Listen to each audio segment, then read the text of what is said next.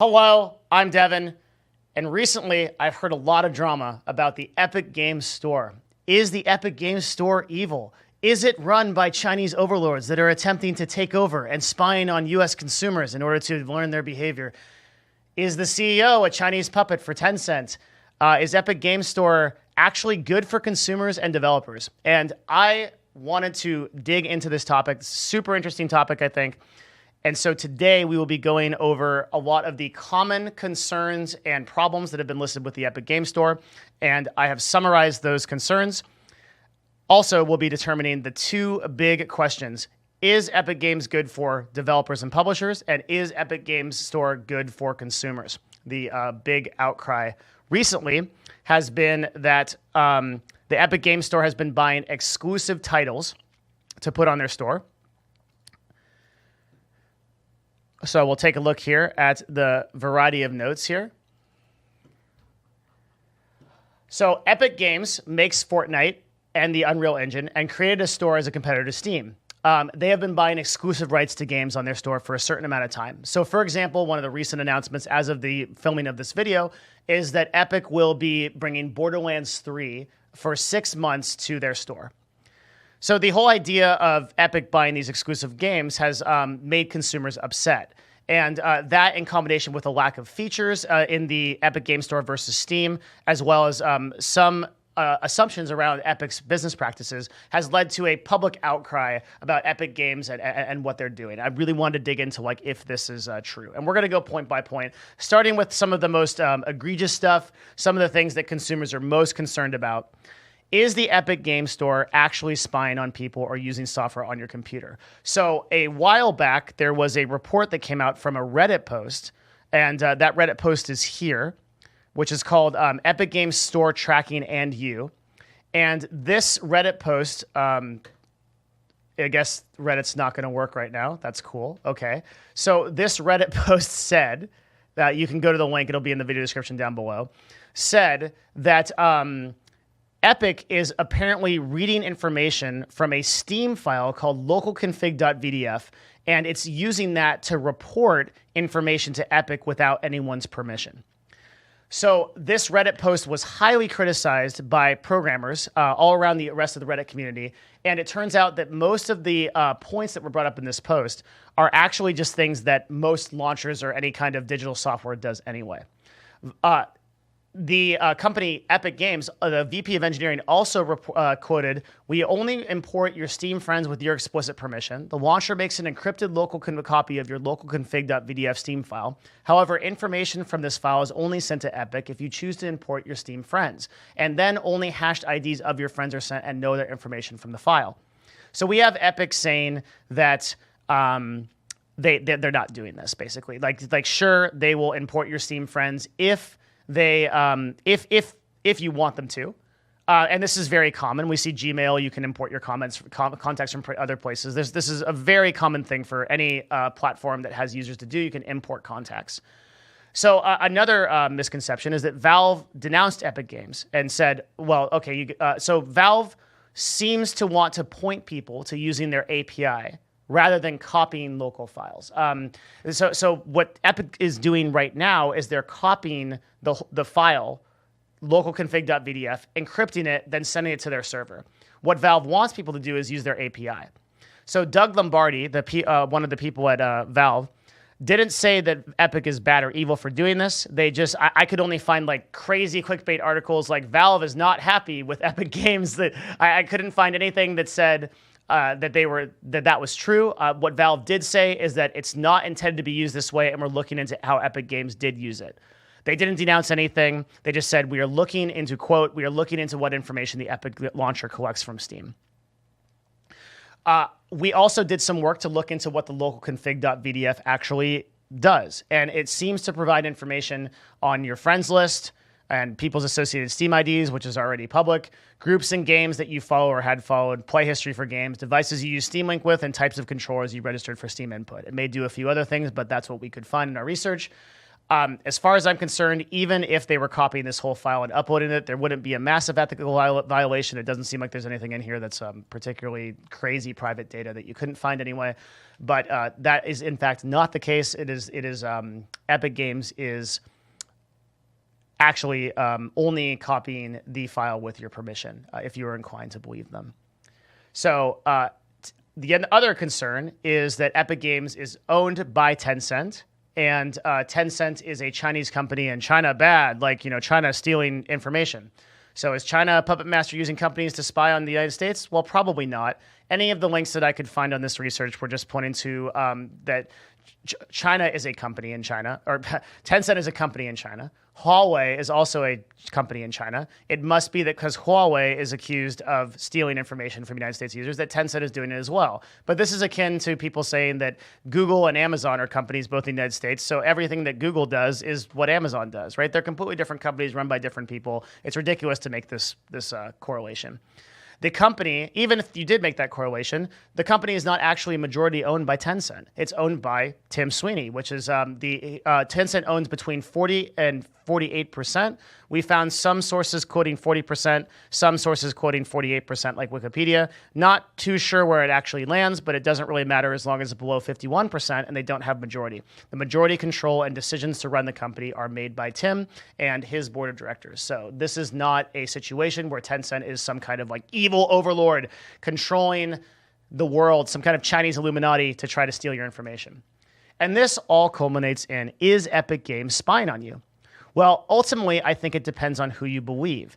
I would say 99% probably not. I would say that Epic Games has a heavy incentive to not lie in official statements because they're involved in publicly traded companies. And if they lie in official statements, you have people like the SEC that vet statements like that and will come in and bother you a lot, expensively usually, if you come in and you make a statement that isn't true. We can see Elon Musk is currently in court over issues like this, over things he said on Twitter that aren't real. So typically, companies that are involved in public companies, or they're public themselves, have a higher obligation to say true things. And I would say Epic would be very careful about making a statement like this. And this would also be vetted in large degree by the vast community of programmers that'd be able to look into these files. And I will say, for the purpose of this video, I tried to look into these files. I had no idea what was going on. My knowledge is I can't really be sure what localconfig.vdf does because I just don't have enough knowledge to really dive into that and tell you what's there. What I can do is use the meta-analysis of many programmers and many people who have said that these files are, the way that Epic engages with these files are also completely fine. I think that would be vetted by good folk in the industry. So the rest of the programming community has basically said that Epic is on point with this. So Epic Games Store is not actually spying on you or using your software or your computer or anything like this. That is not happening. So now that we've kind of dispelled some of the myths behind Epic Games being maliciously bad, let's go into if it's good for consumers or developers. And the first question I had to ask is, does Steam prevent other games from being listed at different prices on different stores? This is important because it influences Epic Games' marketing strategy. If Epic can't actually list different prices on different stores because that game's already on Steam, that may force them to buy these exclusive titles. But it turns out that Steam is actually pretty awesome to developers as far as their pricing goes. They let developers price their games in just with some kind of general guidelines.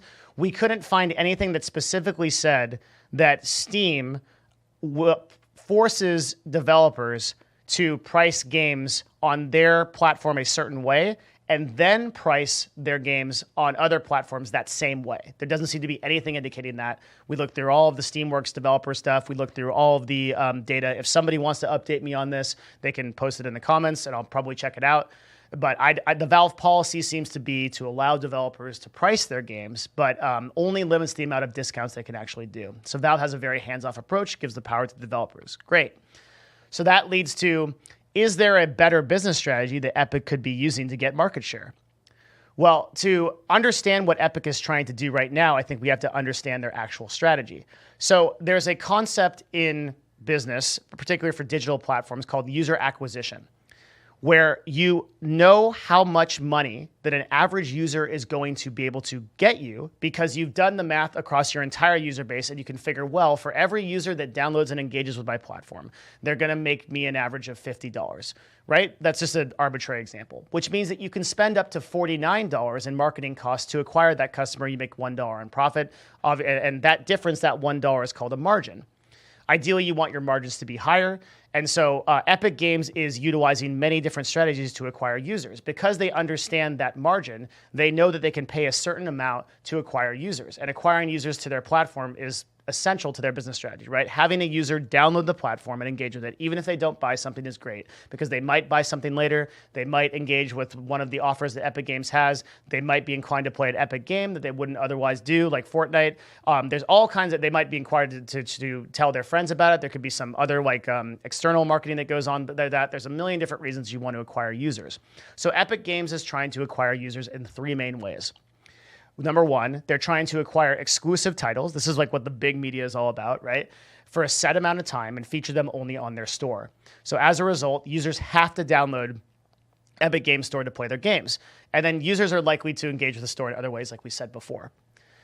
Number two, their second strategy is actually to offer higher developer margin cuts. So Epic actually takes 12% and Steam takes 30%. But as of a recent update, Steam now takes 20% of revenue, down from 30% for games that are sold over $50 million. Cool. The third strategy that Epic is doing is they're actually paying developers to offer their products for free on Epic Games Store for a limited time. So, for example, they did this with Subnautica, and Subnautica was downloaded 4.5 million times this way. Cool. So another option that I thought that they could do was pay the difference to developers for the, and what I mean by that is, like, if you have a developer that's listing a game for $40 on Steam, you could have them list it for $30 on EGS, and Epic would pay that difference. But it seems that Epic Games' strategy to acquire exclusive titles is already accomplishing a lot of what they want for their marketing. And also that their second strategy of higher developer margin cuts kind of already accomplishes this, because developers are making more money off of listing their stuff on the Epic Games Store than they would be on the Steam Store. Okay, so now we're informed and we can make a better decision about, is Epic Games bad for developers? So is Epic Games Store good for developers? The answer is yes. Okay, so Steam recently updated its terms to developers to offer an 80% revenue split versus 70% in games selling over 50 million. Steam would have only been incentivized to do this because they are not the only fish in the sea now. Competition drives prices to be more reasonable for people and vendors that are using it. So the whole idea that Epic Games is offering higher margins to developers is great, but developers can expect to make more money when they put a game on the Epic Games Store versus if they put a game on the Steam Store, because the margin cuts are just higher. But what about sales?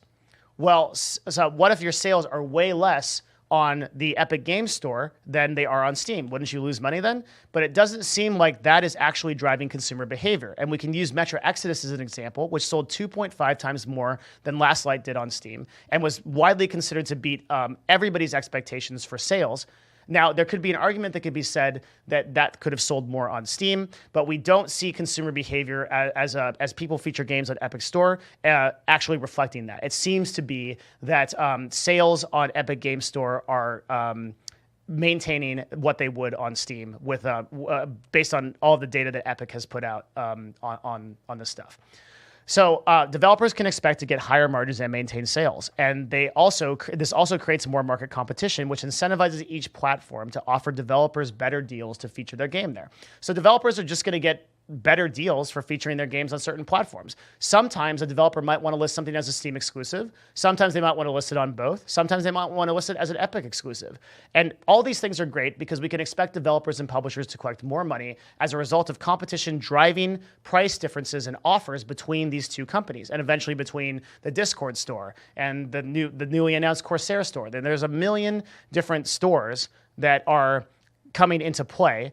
And all of these stores are going to be offering different incentives for developers and publishers to activate on their platforms, which is great. Okay, so like more competition is good for developers and publishers, and I think there's really little argument here that this is the Epic Games Store is just objectively good for developers. But is it good for consumers?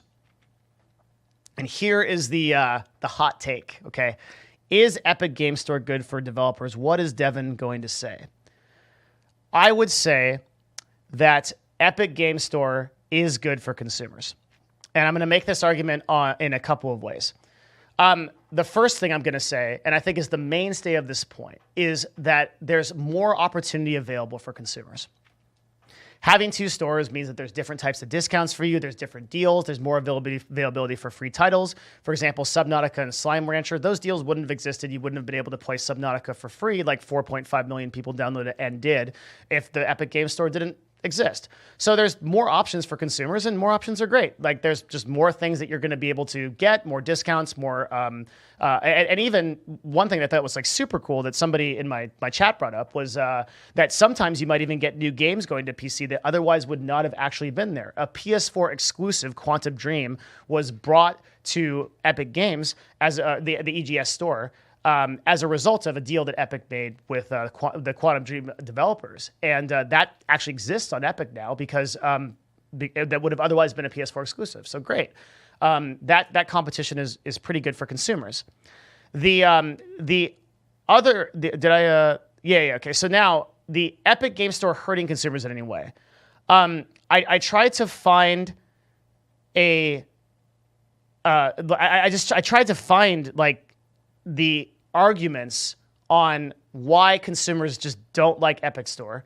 And everything I could find is like these really kind of like surface level things. So one of the really big problems is that Epic Game Store doesn't have features that Steam does. Okay, so and there's a list here of cloud saves, user profiles, user reviews, forums, mod distribution, groups, item trading, library sorting, account sharing, streaming to other devices, broadcasting, screenshot capture, user created guides, wish lists. Right, just doesn't exist on this platform, and I think that is a difficult stance to take. Which is like, I don't like the Epic Games Store functionality because, number one, it's had a lot less time to develop these things rather than Steam.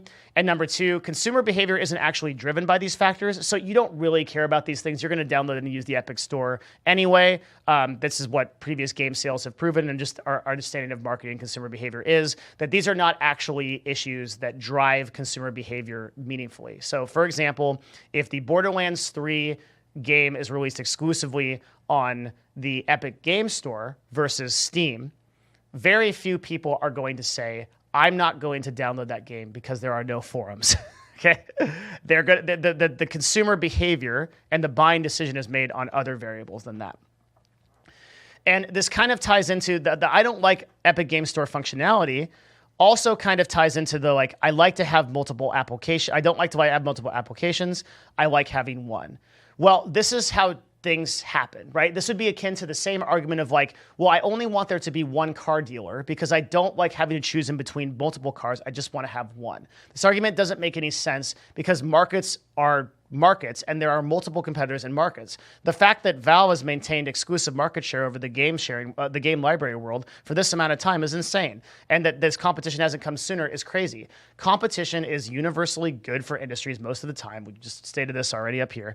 And the idea that you have to download another application and use it. There's really no other thing to say here besides, well, too bad. Sometimes you have to download other things onto your computer and you have to use them.